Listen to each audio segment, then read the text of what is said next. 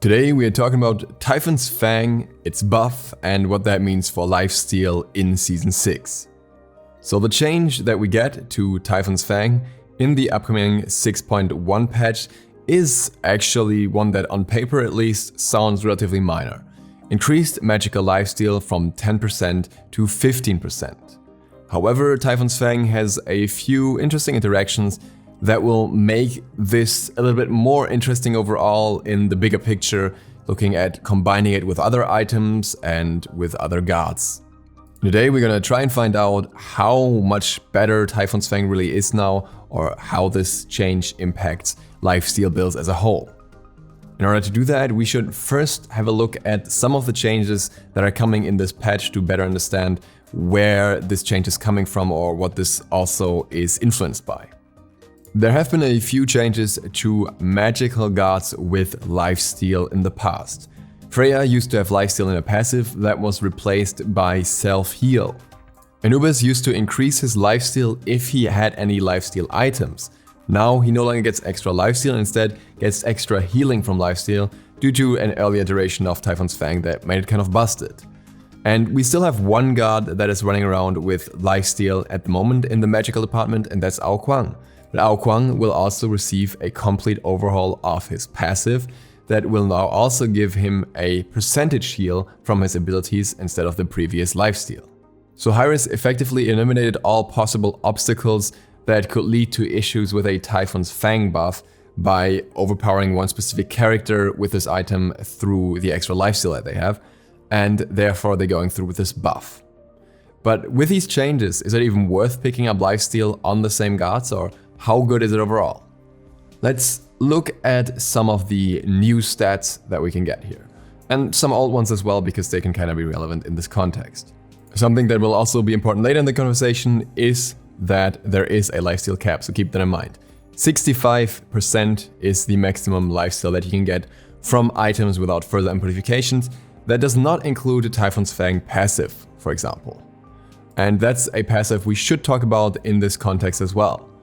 Typhoons Fang passive is your healing obtained from magical lifesteal is increased by 40%, and your magical power is increased by twice the amount of magical lifesteal you have. The first part of the passive does not amplify the second part here, as it is not lifesteal, it's just healing from lifesteal. So let's look at our items. Bancroft's Talon is the standard option for lifesteal on most mages, starting at 100 power, going up to 200 at the full passive, and having 15% lifesteal and up to 35 at the full passive. Also comes with 150 mana. Typhoons Fang itself has 80 power, and after the changes it will have a total of 110 maximum power, rather the power that it has after including its own lifesteal in the equation. Likewise, the lifesteal is 15% and doesn't scale up, but what I will call the actual lifesteal here, the lifesteal plus the healing that you get from lifesteal, will give you a technical lifesteal of 21% from the damage that you deal. Not that much at this point yet, but we will obviously include more items to make it more effective. And this has 200 mana as well, something we'll look at later. Bancroft is a bit cheaper here, 2,500 gold versus Typhoons Fang at 2,800 gold. Now there was a period where you could consider going Typhons instead of Bancroft, for example on Ao Kuang with full passive, because the extra power that you would get up front could be more effective if you often burst targets at 100% HP. Technically that is still the case, you still have 10 more power with Typhoons Fang, but with no character having built in lifesteal anymore, I don't think it's worth building Typhoons Fang as a single primary lifesteal item, and Hi-Rez has stated that they'd rather have it as an item that rewards combining multiple items of the same kind, so it makes a lot of sense. So what are our other options to combine this with? Pythagorean's Piece, which has 70 power including its own passive, and a total of 24% lifesteal including the passive. No mana on this one, just 200 HP and 10 CR for 2,300 gold. Last but not least, there's Soul Gem and Polynomicon, which are pretty similar in stats. I will use Polynomicon for the comparison here because it has one more interesting interaction and it has a little bit more power, but if you subtract 10 power from this, then you basically have Soul Gem for the stat that we're looking at here. 75 power and 12 lifesteal, and also 300 mana in the case of Polynomicon. But what will happen if we throw items together here? If we use Typhon's Fang and a non-stacked Bancroft's Talon, so when you have 100% of your HP, the power from Typhon's Fang alone is still 80. The combined lifesteal power with Bancroft's Talon is 140. The total power of both items is 240. And the lifesteal itself is a combined value of 30. The actual lifesteal resulting out of that with Typhon's Fang passive is 42. Now let's look at the top end when Bancroft's Talon is fully stacked, so at less than 25% of your HP. Then we still start with the 80 power, but the extra power that we get through the lifesteal is now 180. And the total power that we get from both items, including the full passive of Bancroft's Talon, is 380.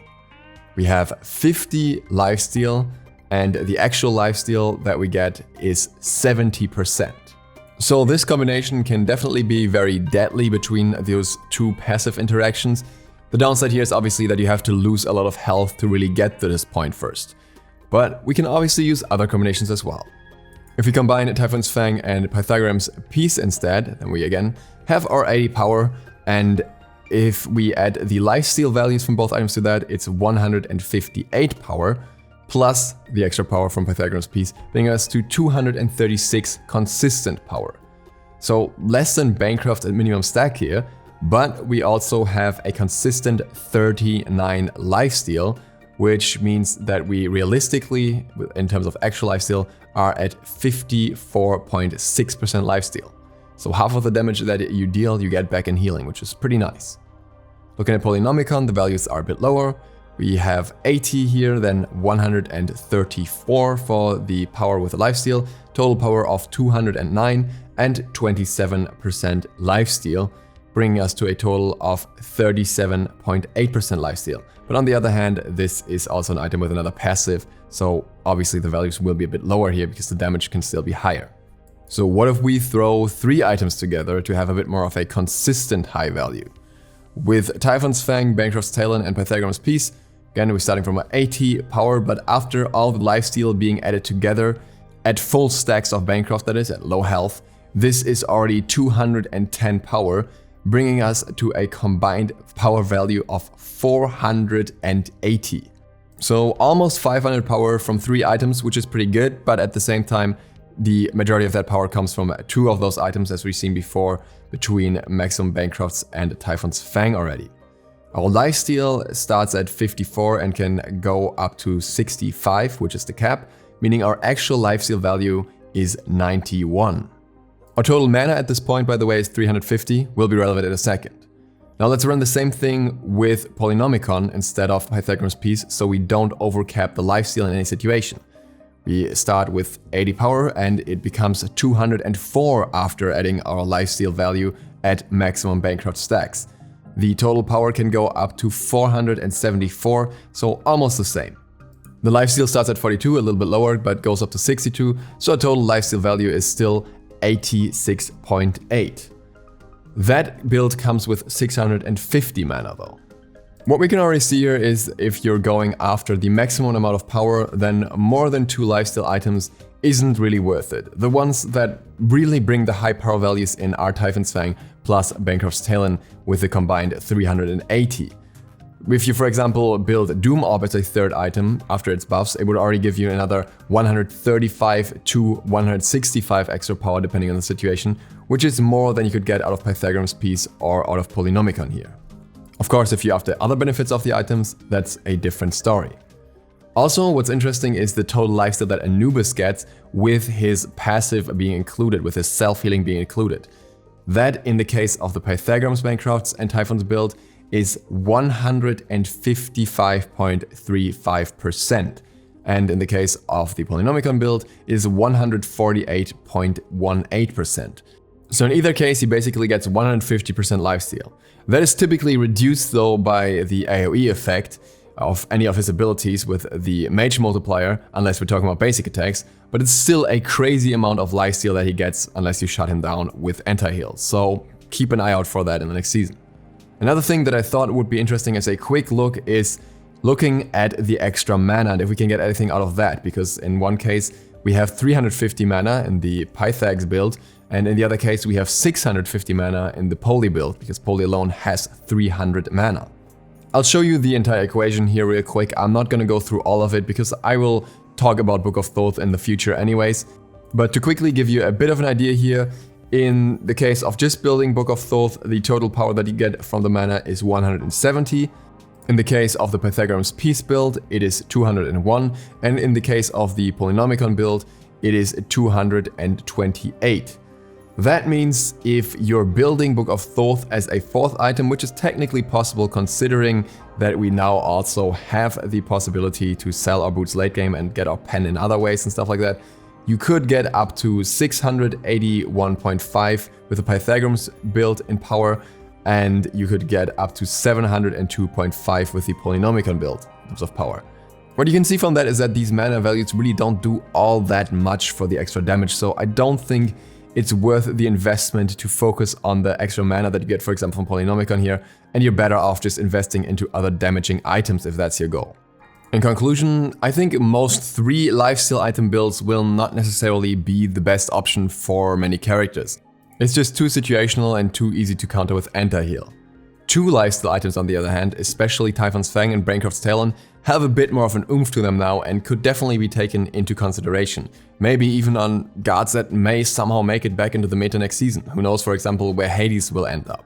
At the same time, I think removing lifesteal from guards has hit these items and combinations relatively hard, and the only one that I'm really looking at here for these changes is Anubis, who happened to conveniently get a buff to his stun at the same time, making him a little bit more viable, and that could be scary. And with that, thank you guys very much for watching. I hope this was interesting and gave you some more insight into the lifesteal changes and how much they're really worth. If you're new to the channel, feel free to smash that subscribe button. And other than that, see you for the next one tomorrow. DukeSloth, out.